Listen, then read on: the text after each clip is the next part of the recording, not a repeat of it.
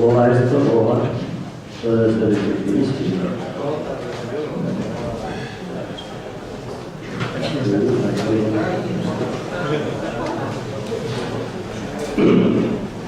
Bien, cambiamos un poco de tema, aunque ya veréis que no. En este momento quiero agradecer al Grupo NESA que me haya invitado para estar aquí con vosotros en el foro, y voy a ser muy breve para que haya un tiempo para debate. Voy a ver si asiento yo. Voy a empezar con una reflexión y con una pregunta. Una pregunta que no os voy a pedir a vosotros que la contestéis, sí os voy a pedir que la penséis. Pero la voy a contestar yo mismo, creo que tengo la respuesta.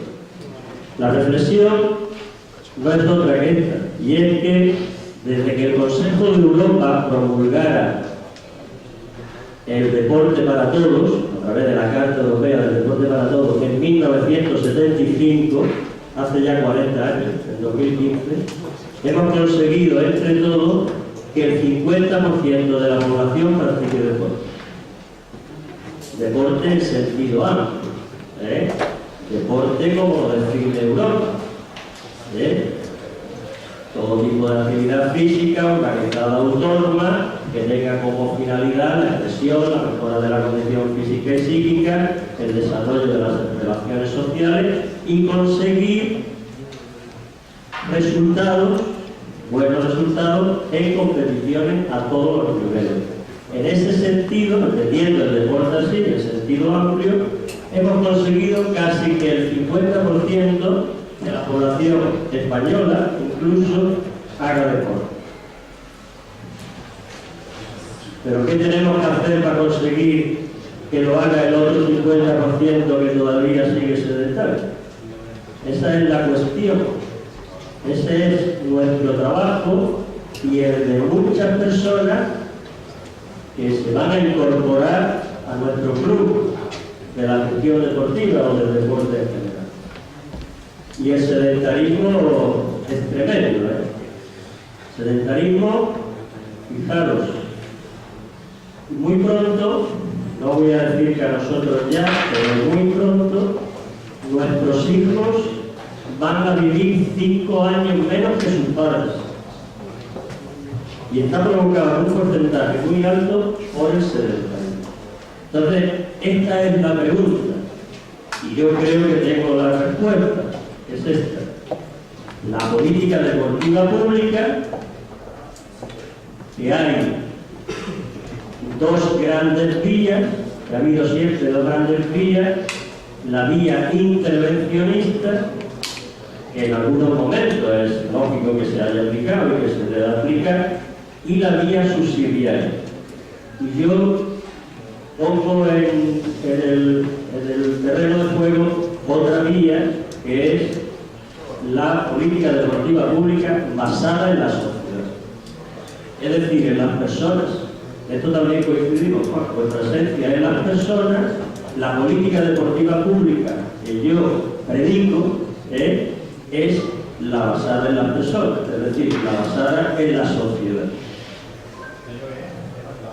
Una política deportiva pública compartida, colaborativa, coordinada y, si es posible, consensuada entre la administración deportiva, otras áreas de la administración donde está la deportiva, otras administraciones, el tercer sector deportivo y la empresa privada.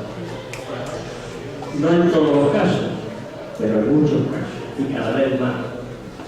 Compartida, colaborativa, cooperativa puede ser, y si es posible, consensuada.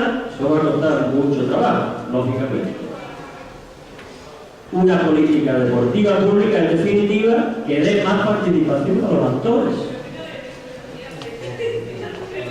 Porque a los actores muchas veces les decimos lo que tienen que hacer y no participan ellos y ellas en el diseño de la política deportiva. ¿Y qué aspectos debemos tener en cuenta para diseñar y gestionar la política deportiva pública basada en la sociedad. Y la política deportiva pública en general, yo creo que son los mismos aspectos. Pues estos aspectos, el ordenamiento jurídico, ya ha hablado Juan Luis Alba, está en el libro del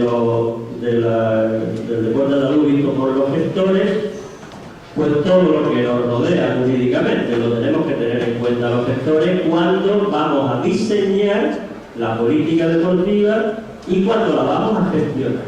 Necesitamos saber cuál es el ordenamiento jurídico, lo que dice la Constitución, el Estatuto de Autonomía, lo que dice la ley del suelo, lo que dice la ley de contrato del Estado, lo que dice la aula, etcétera, etcétera. Es lo mismo que cuando entrenamos un equipo. Nosotros no podemos preparar a un equipo sin saber los jugadores que tenemos. Tenemos que saber cuál es lo que nos rodea jurídicamente, lo tenemos que tener en cuenta obligatoriamente para diseñar y para gestionar. La visión y los principios. ¿Esto quién lo establece? Pues lo establece la administración competente en este caso, que son la estatal, la autonómica y la local. Y dentro de la local, la provincial y la municipal. Es la que diseña su política. Que por cierto, hemos hecho en estos 40 años una política deportiva de territorios, en mi opinión. Tenemos una política deportiva estatal, 17 políticas deportivas autonómicas y 8.300 y pico políticas deportivas locales. Y no hay una coordinación, lo mismo que los gestores pedimos que la Junta, el Ayuntamiento y las Diputaciones se coordinen, incluso se consensúen, pues tiene que pasar a nivel del Estado. Tiene que haber el SND, que es el Sistema Nacional del Deporte.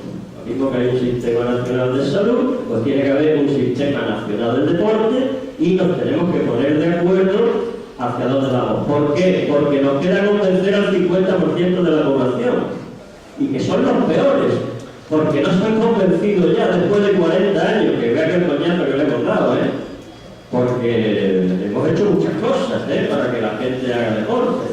Pues 50% no nos hace caso todavía. Y queremos que nos salga. Entonces, la visión, los valores, los principios, los tiene que tener la estatal, tiene que tener la autonómica, lo tiene que tener la local. Muy parecidos, por cierto. Yo tengo los míos, pero no los voy a decir porque no tengo mucho tiempo. Los objetivos generales. Los objetivos generales, el primero es universalizarlo. O sea, meter en nuestro terreno a ese 50%. ¿Cuándo? ¿Dentro de 20 años, de 30, de 40 otra vez? No lo sé, pero yo creo que lo conseguiremos. Entre otras cosas porque el deporte es para siempre. Entonces lo conseguiremos, tenemos tiempo para hacerlo. Otro objetivo debe ser fomentar el tercer sector deportivo y establecer mecanismos operativos para que la empresa privada defienda el deporte. Pero ya de una vez. Después el tema de la integración y la relación de soporte puede conseguir la integración o consigue, no voy a decir fácilmente, pero consigue la integración en muchos aspectos con lo que está pasando, con los temas de género, de igualdad, etc. Y el cuarto objetivo general es aumentar el PIB deportivo.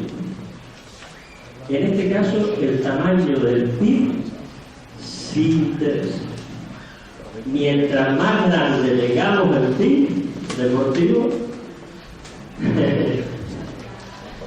más caso nos harán y más importante será.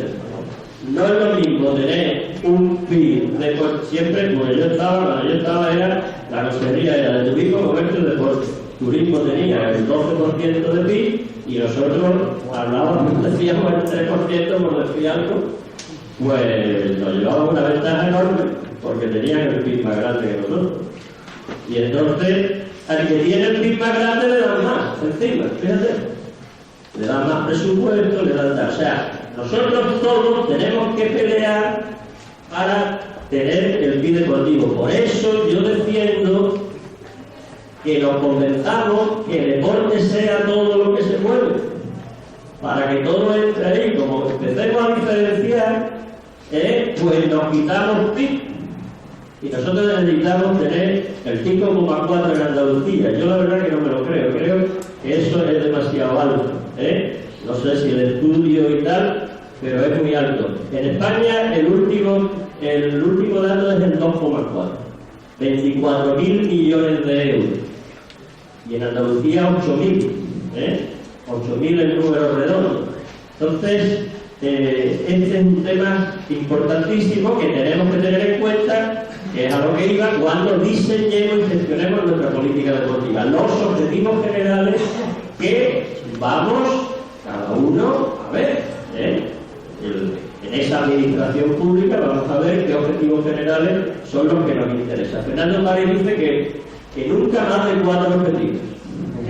Entonces, cada uno mira lo que quiere, pero yo pongo 4. Los indicadores de gestión. No podemos diseñar sin tener una guía que nos diga, bueno, qué tasa de práctica deportiva tenemos, cuántas instalaciones, los datos económicos, los datos de empleo, los datos de asociacionismo, etc. La planificación. La planificación es saber dónde estamos, hacer un diagnóstico y qué tenemos que hacer, las políticas o las medidas, para llegar a donde queremos, que son los objetivos que nos hemos trazado nosotros mismos. En Andalucía ha habido poca planificación general, ha habido planificaciones parciales, físicas, sí las ha habido, pero la Junta de Andalucía tiene 33 años, en 2015, y hemos tenido un solo plan general que ha durado 3 años. El primer plan general que ha habido y el último que ha habido en Andalucía ha sido el plan general del deporte 2004-2007. En los otros 30 años no ha habido planes generales o estratégicos. Y en lo municipal no vamos muy de otra manera. O sea, hay pocos planes estratégicos y planes generales tampoco en lo local. La estructura organizativa es fundamental porque yo no me puedo meter en diseñar una política deportiva X si no tengo estructura para hacerla, y lógicamente los presupuestos. El pequeño detalle de los euros que decía Paulino Plata, cuando nos peleábamos para tener más dinero, para tener más presupuesto, y decía, claro, es que el pequeño detalle de los euros, y pues el pequeño detalle de los euros es muy importante. El dato que ha dado Juan Luis por habitante, yo os digo cómo es el dinero. Pues en 2009 el presupuesto de la Junta para deporte fue de más de 171 millones de euros y el de 2014 ha sido de 31 millones de euros. Entonces el recorte ha sido bestial. Pasa que nadie ha protestado. Al revés, la gente se ha puesto las pilas, el deporte ha seguido funcionando, el deporte federado, chillaba y tal, pero ha empezado y continúa, y el autodeporte, o sea, el deporte autónomo, el que hacemos por nuestra cuenta, ese ni se han enterado. O sea, lo que corre por el paseo marítimo de aquí, eso le da igual que la Junta tenga de presupuesto 1.000 millones que tenga el 60, vamos, le da igual, ¿no? Pero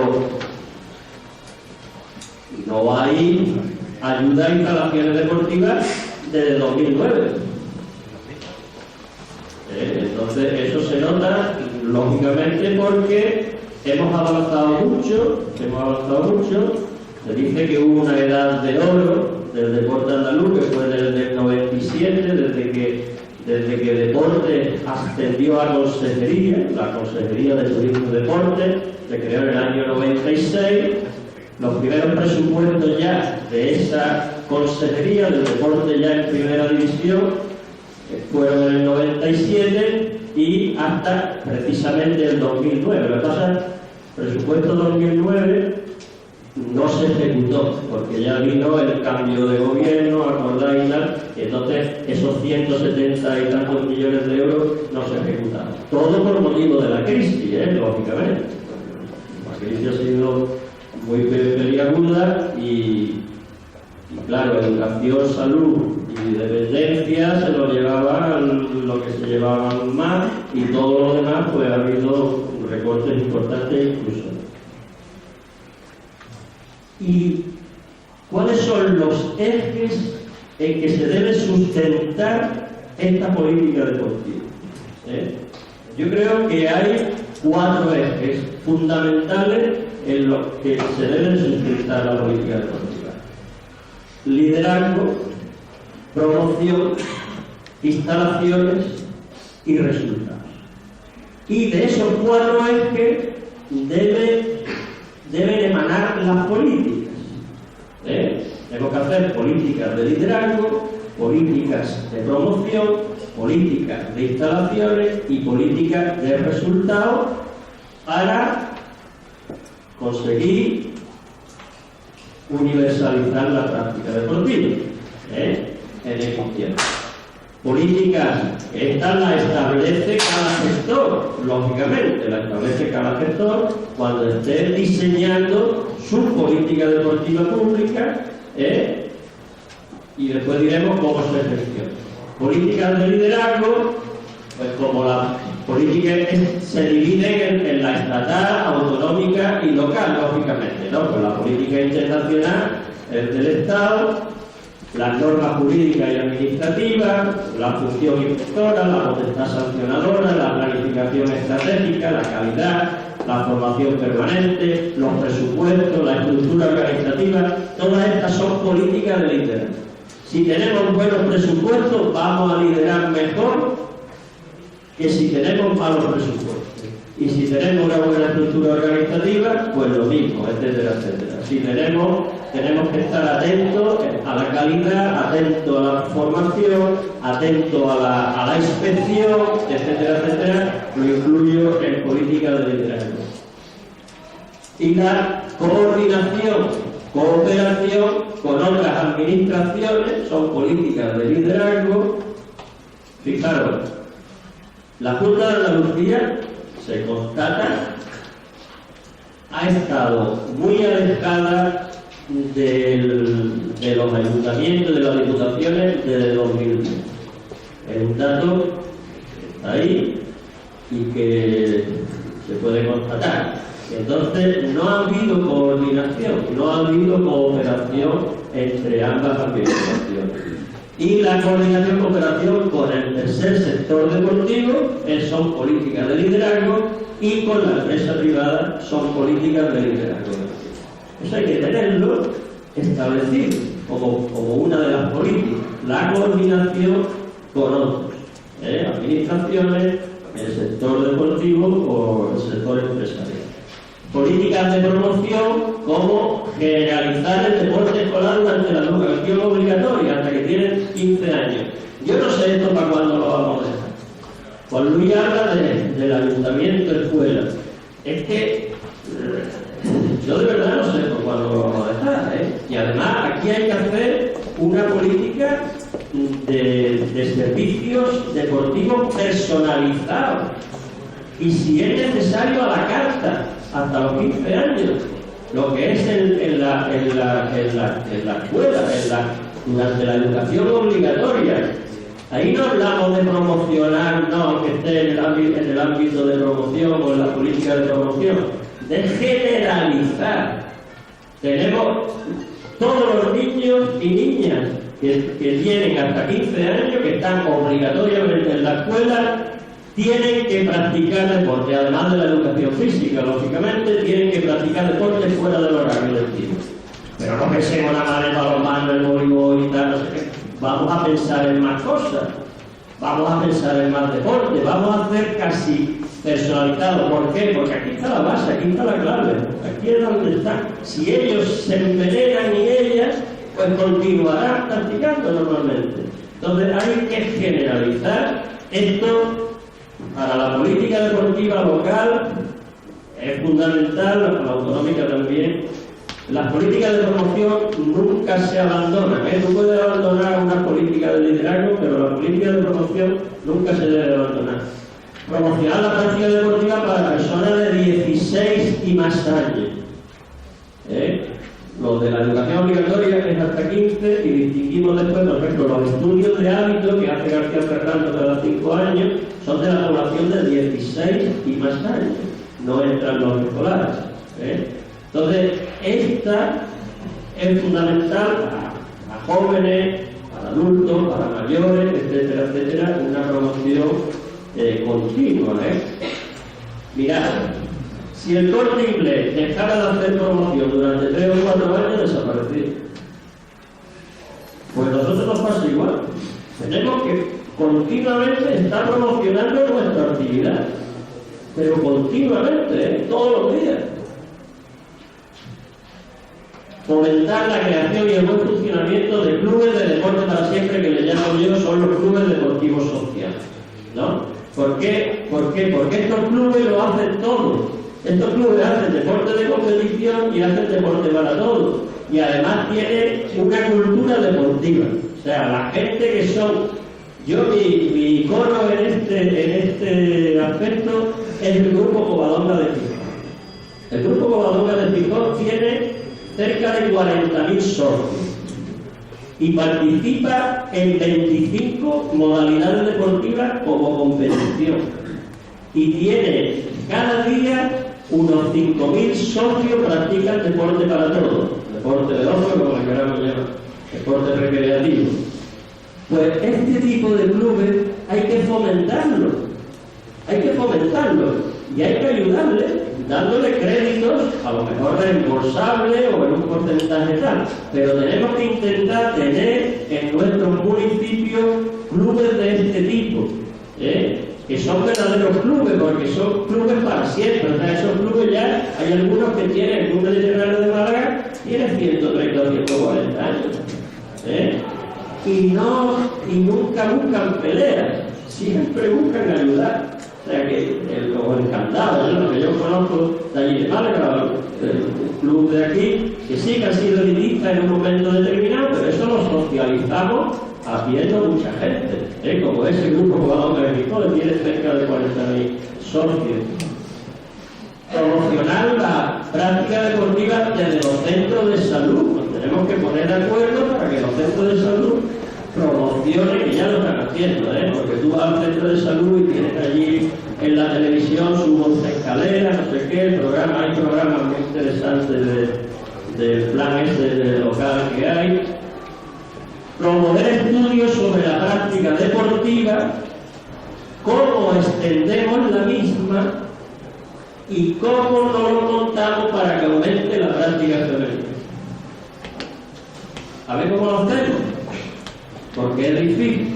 Por ejemplo, en edad escolar hay un estudio de 2011 del Consejo Superior de Deporte y de la Fundación Alimentum, que Andalucía, la práctica deportiva organizada en esas edades es del 51%, de la más baja de España. Y sin embargo, la autónoma, la que hacen los chavales por su cuenta, es del 80 y tantos %, de las más altas de España.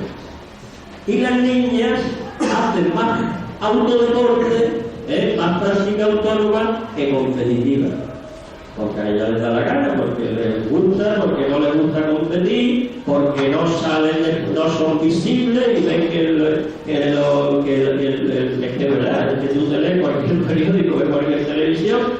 Esto es un reto. Yo se lo he lanzado a la directora esta mañana, como mujer. Es un reto que tenemos en Andalucía. O sea, tenemos que hacer programas, lo local, lo autonómico y lo estatal, que posibiliten que haya un aumento de la práctica femenina, porque también son 50%, lógicamente. Las políticas de instalaciones, convencionales y no convencionales, por la construcción y modernización de las de alto rendimiento, que le corresponde al Estado, de las de rendimiento, que le corresponde al deporte autonómico, de las de para todo, que le corresponde a lo local, y posibilitar espacios no deportivos para la práctica gratuita de autodeporte, de instalaciones no convencionales. Fijaros, autodeporte, según García Ferrando, en el estudio del hábito del año 90, el 60% de los que practicábamos deporte hacíamos autodeporte. 60%. En el año 2000, 10 años después, el 66%. Y en el último estudio de 2010, el 75% de los que practicamos deporte lo hacemos por nuestra cuenta. Vamos a levantar la mano los que practicamos deporte en esta sala. Casi todos. Y ahora vamos a levantar la mano los que lo hacemos por nuestra cuenta, los que hacemos los deportes. Una mayoría bastante grande. Tal vez un 75%.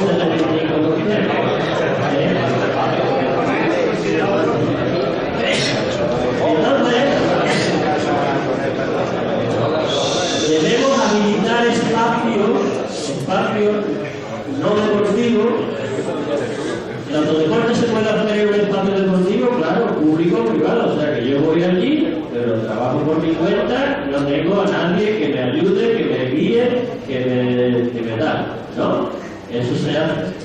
Pero también se hace en las explanadas, también se hace en los paseos marítimos, en los senderos, etcétera, etcétera, en un montón de sitios.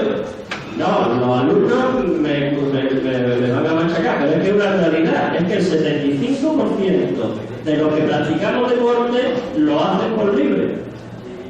Datos 2010, García Ferrando, estudio de hábitos del señor García Ferrando y otro señor que le ayudó, Busco, me parece que era, no sé, también de la Universidad de Valencia. Eso es así.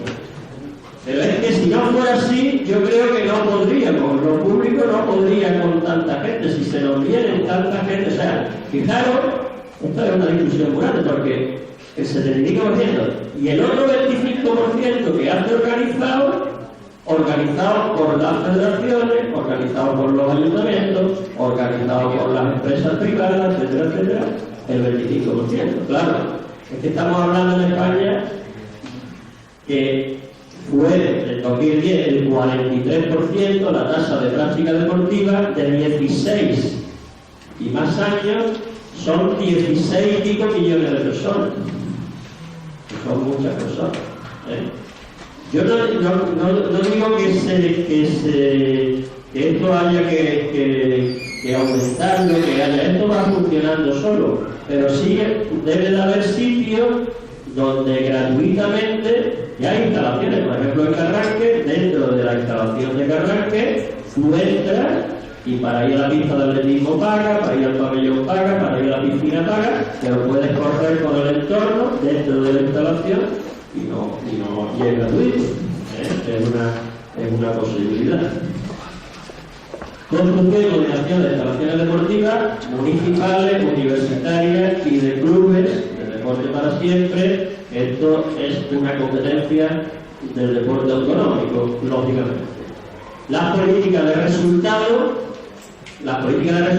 no solo en competiciones, políticas de resultados en competiciones, en extensión de la práctica y en permanencia en la misma. Es decir, yo quiero tener buenos resultados de deporte y competición porque eso promociona mi deporte. Si en mi municipio me sale un deportista bueno, promociona, eso está claro, pero también quiero tener buenos resultados en extensión de la práctica, que cada vez más personas hagan deporte, pero que se queden, que permanezcan. Deporte para siempre. El deporte no es para un momento, la práctica deportiva no es para un momento de la vida, sino para toda ella. Lógicamente cambiando la actividad, cuando nos vamos haciendo mayores. Pero competición, extensión y permanencia en la práctica deportiva.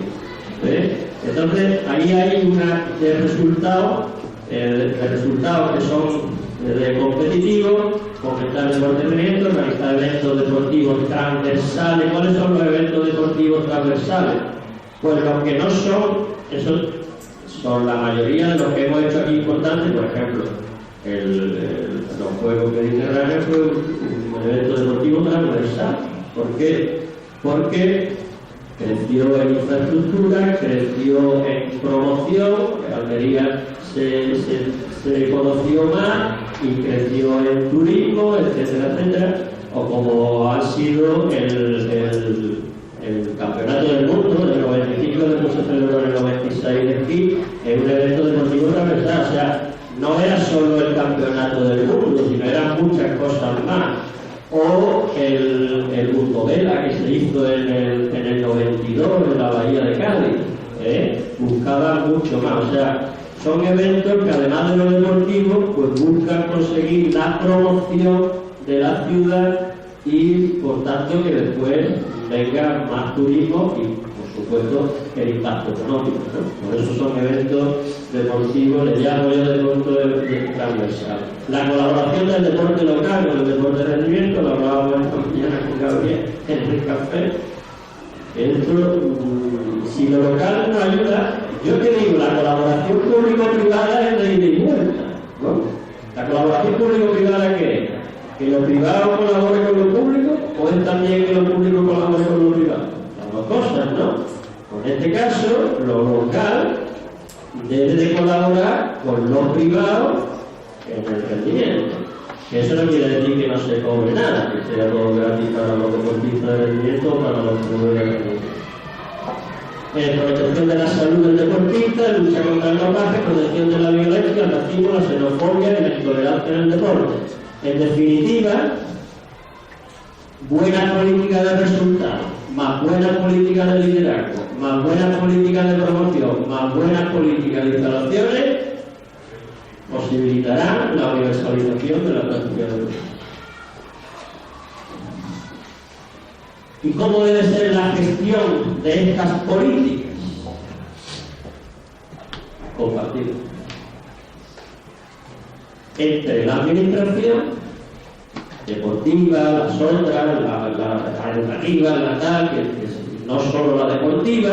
Pero claro, aquí hemos conseguido que el deporte sea más que deporte, pero no nos ayuda nadie. O sea, hacíamos una piscina y ya no era una piscina solo para deporte, era también terapéutica, pero salud no te ayudaba, ¿no? Eso los sectores locales, los sectores municipales lo saben muy bien, etcétera, etcétera. O sea, deporte es más que deporte, todo el mundo lo entiende, para salud y tal, pero la salud no aporta, Y si hay una buena promoción deportiva y hay práctica deportiva, está demostrado que si nos movemos, vivimos más y mejor. Y si no nos movemos, acordaros de lo que hice al principio, que nuestros hijos, por primera vez en la humanidad, van a vivir menos que sus padres. 5 años, dicen los expertos. Compartida en la administración entre el sector deportivo y la empresa. Pues bien, aquella reflexión y aquella pregunta que hice al principio, pues se han convertido en un libro que tiene 5 capítulos, que lo editó la Diputación de Málaga. Ahora estoy hablando de mi libro, un poquito de publicidad. Que la presentación es del presidente de la Diputación de Málaga, que continúa, Elías de todo. El prólogo es de Luis Solá, que es el presidente del FACE, que lo había escuchado antes, que es la Federación Española de todas las AFESPOR que hay en España, que son 17, cada comunidad autónoma y ya, ¿no? En todas ya quedan 15. Y Juan Luis hizo la introducción. Y el capítulo 5 son Son 5 capítulos. En el capítulo 5, esto es importante, hay 11 testimonios de 11 personas pues que saben mucho de lo que va esto, como son Boni Teruelo, Mila Díaz, Rosana Castillo y Javier Conesa en deporte municipal, Jesús Roca, Alberto Dorado y Manolo Navarro en deporte autonómico, Eduardo Blanco, Fernando Páez y Antonio Montalvo en deporte estatal y Julián Gómez en deporte europeo. Y esta es la portada del libro. Aquí tenéis, por si lo queréis pedir, lo podéis pedir a la Diputación de Málaga, las 3 W, CEDMA, que es Centro de Ediciones Diputación de Málaga, cedma.es, y a esos teléfonos. Pues muchas gracias y deporte para siempre.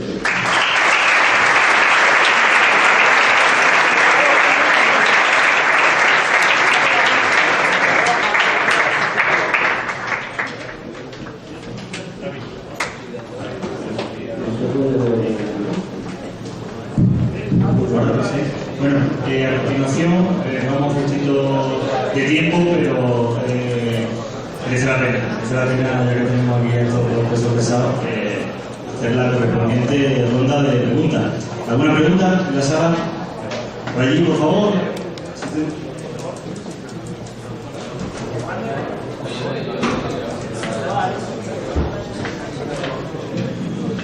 Buenas tardes de nuevo.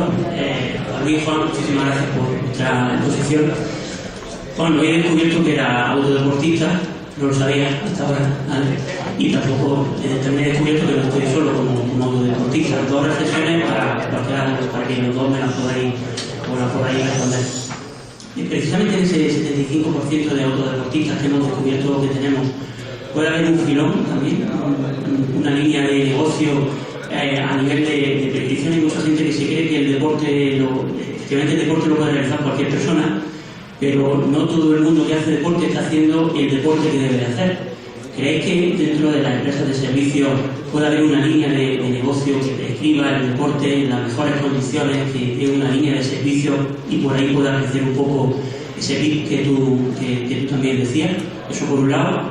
Y por otro lado, más para Juan Luis, aunque cualquiera de los dos responder, las empresas que gestionamos programas de escuelas deportivas a través de concesiones administrativas, de prestación de servicios con los ayuntamientos, nos encontramos que colisionamos en un pequeño espacio de una pequeña zona la oferta de la Junta en muchos casos a través del deporte escolar, la oferta de los propios ayuntamientos a través de estos contratos de escuelas con las empresas, la oferta de los clubes deportivos del entorno.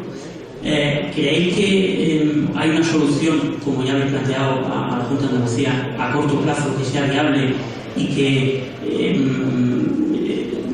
de alguna manera limite bien las competencias? ¿Creéis que también la empresa privada, del mismo modo que ha pasado con la construcción de instalaciones deportivas y la gestión posterior, un poco la que ha tenido la inversión en la construcción de instalaciones deportivas, puede ser un poco quien lidere todo ese proceso? En fin.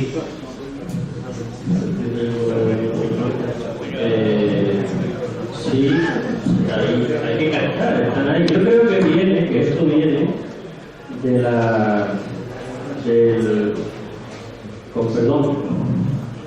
de tener horas de teoría en educación física. Al tener horas de teoría en educación física, los chavales aprenden, lógicamente, y después hacen deporte por su cuenta. Yo sé que hay, por ejemplo, en Málaga, hay entrenadores personales que intentan captar a autodeportistas, y creo que es un tema interesante. De todas maneras, yo prefiero captar a los del otro 50% que son sedentarios, a que tal. Lo que sí haría con los autodeportistas, que lo hemos pensado alguna vez, es a través de la red que pueda, con la Junta o yo que sé, o a lo mejor un ayuntamiento grande, que pueda hacer esa pregunta que tú dices a un equipo multidisciplinar que hubiera a través de la red, del deporte autonómico, de la Junta de Andalucía. A mí usted, yo hago esto, yo hago otro deporte y tal, y estoy haciendo a usted qué le parece, y me pueda dar alguna recomendación. De todas maneras, el nicho es muy grande, ¿eh? El nicho es un 50%, o sea, somos 45 millones, practicamos solo 16, o sea que nos queda todo lo demás. Pero es verdad que eso ya quiere, y a lo mejor no conoce, hay de todo. Fijaros, además hay un caso muy curioso, y es Golfi Vallehermoso, que tiene 28.000 socios allí, ya no le caben más, y está estudiando unas aplicaciones para que los que no pueden ir lo puedan hacer en otro sitio, por su cuenta, porque llega un momento que te puedes saturar. Ya con el 50%, yo hablo de casi 50%, pero en realidad los datos que hay en 2010 es el 43%, ese es el dato oficial, que además lo discute, algunos dicen que es el 40%, por una cosa que pasó con ese estudio y tal, que para no alargarme no lo explico. Pero que sí que se puede gastar de los que ya están envenenados, por decirlo de alguna manera, o tenemos que promocionar al otro 50% que se mueve menos por una cómoda.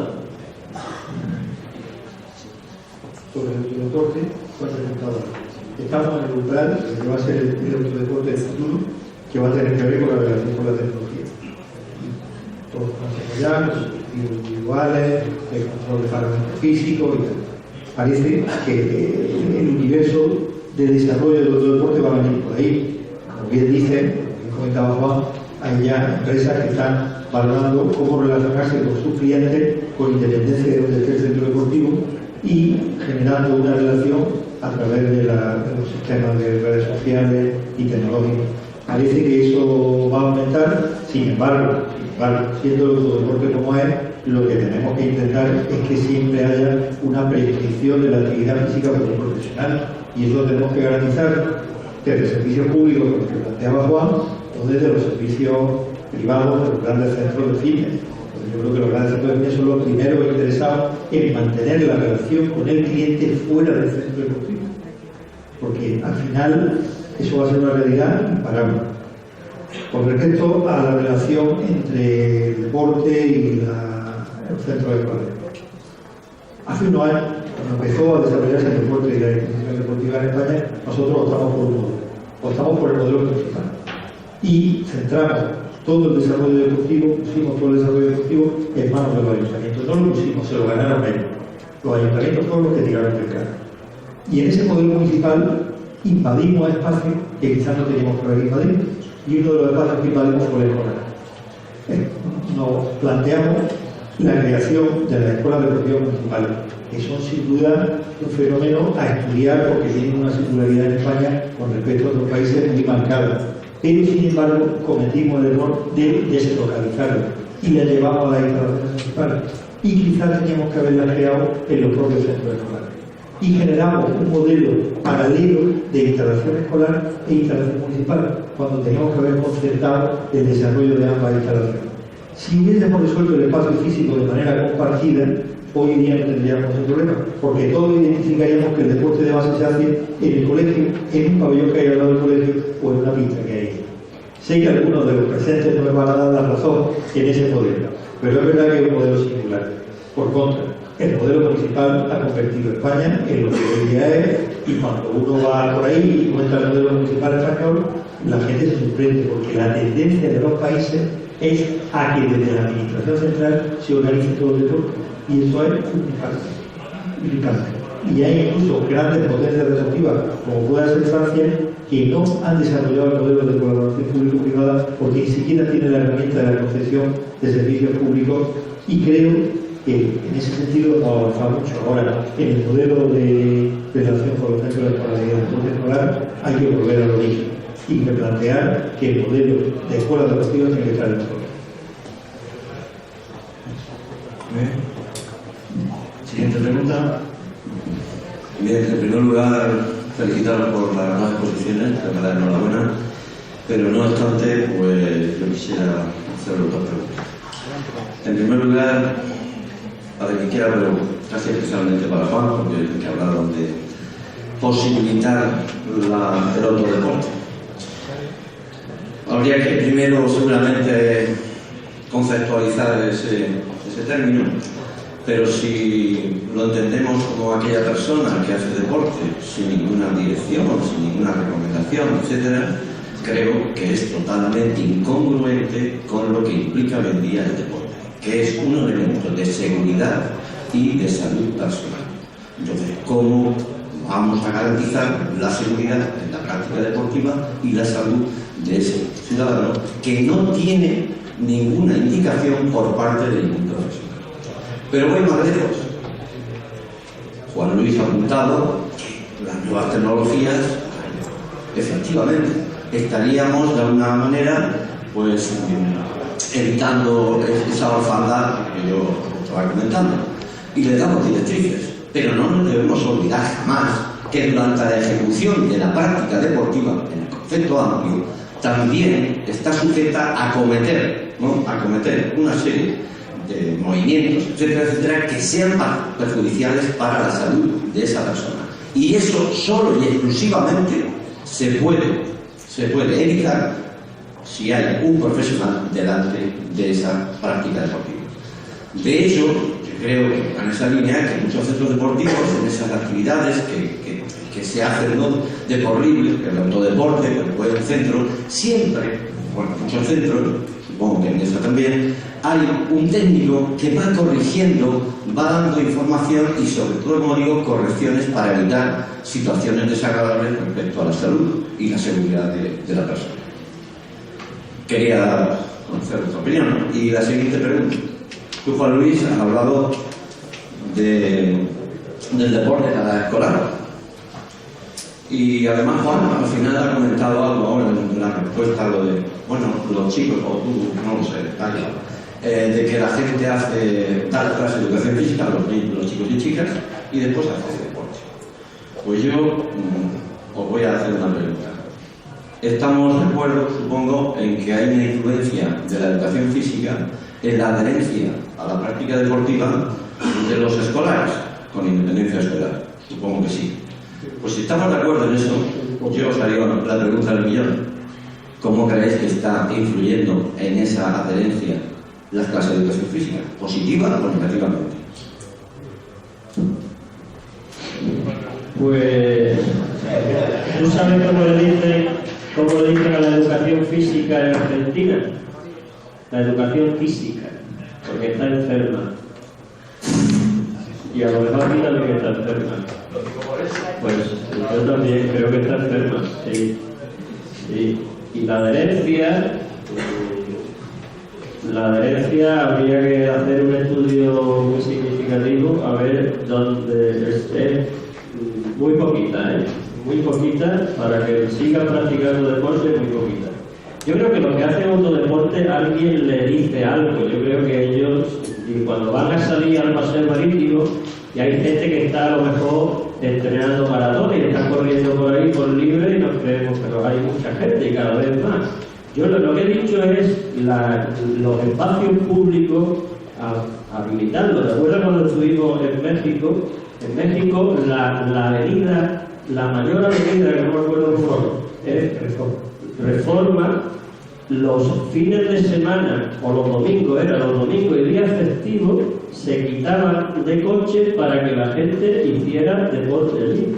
Y había gente, yo estuve corriendo por allí un ratito y era durante toda la mañana, después ya empezaban los coches a venir, desde las 8 de la mañana o así, la avenida que tenía 30 kilómetros, yo no sé lo que tenía aquello, era grandísima, el Distrito Federal, ¿no? Y eso es lo que yo digo, lo que yo reivindico, o sea, que se posibilite espacio público para la práctica deportiva, en este caso autónoma, porque, hombre, tú también puedes hacer otra cosa, que también lo he visto yo en programas políticos electorales, y es poner a gente, o sea, yo que conozco el paseo marítimo de Málaga, que es por donde yo lo hago, yo hago 1 hora y media, 6 días a la semana de práctica deportiva, 6 horas, 6 días, hora y media cada día. Con perdón. Pero no corro, hago marcha, porque ya me he quitado de correr. ¿Por qué no hay allí entrenadores personales puestos en el ayuntamiento, que ponga Ayuntamiento de Málaga en este caso, ¿no? Y una mesita allí y tal, y que yo pueda preguntarle, le pueda decir y tal. Pero es que también, yo lo he dicho antes, para provocar un poco lo de la teoría de educación física, es que es verdad, uno de los objetivos de la educación física es enseñar a los niños a autoprogramarse, a que sí puedan, sí. Es que la educación física no piensa, el profesor de educación física no piensa nada más hasta que los niños están en el instituto. Están pensando cuando los niños se vayan al instituto, cómo lo enganchan en que haga práctica deportiva de manera permanente. Quiero pensar yo. ¿No? Bueno. Yo estoy contigo. El divorcio entre la educación física y el deporte es insoportable. Insoportable para el sistema deportivo. Como el profesor de educación física, y seguro que hay profesor de educación física, admito libremente la crítica. No asuma dentro del centro de escolar el rol de promotor deportivo, además de profesor de educación física, mal lo hago. Seguramente es complicado, por los convenios, por las relaciones laborales, por el tiempo que dedican, pero si no resolvemos eso, mal lo hago. La otra pregunta era en relación con la tecnología, en relación con la tecnología. A ver, detrás de la tecnología, pues la profesional, y yo creo que la prescripción de la actividad física siempre tiene que estar hecha por un profesional. ¿Cómo? Bueno, y la ejecución, ojo, está por llegar, nos quedan 2 o 3 años para que tú hagas tu ejercicio delante de una pantalla y recibas un retorno de un profesional que te dice te estás ejecutando mal, estás por aquí, estás por allá. Yo creo que y eso probablemente lo estás haciendo además en una buena parte de tu casa. La única cuestión es que hay que ver de quién es ese profesional. Si es el centro deportivo, donde tú además vas de vez en cuando, por lo cual tienes también otro vínculo, sea un poco el escenario que te puede ver. Y un apunte, toca la encuesta de árbitro deportivo de los españoles, toca Vicente, supongo que por alguna razón será el que viene. Es posible que haya descenso de práctica deportiva. O sea, que es un tema que nos tiene que preocupar grandemente. De hecho, uno de nuestros profesionales más capacitados ha hecho un estudio más detallado, en el caso de Fernando, y Fernando sostiene que hace 10 años que no subió. ¿Qué hace 10 años que no sube la práctica deportiva? Que no sube. Estudiando, haciendo un poco una lectura más rigurosa de los estudios. Muy bien, bueno, sintiéndolo mucho, vamos muy ajustados de tiempo, hay muchas manos por ahí levantadas, no podemos atender a todos. Damos por finalizado el espacio.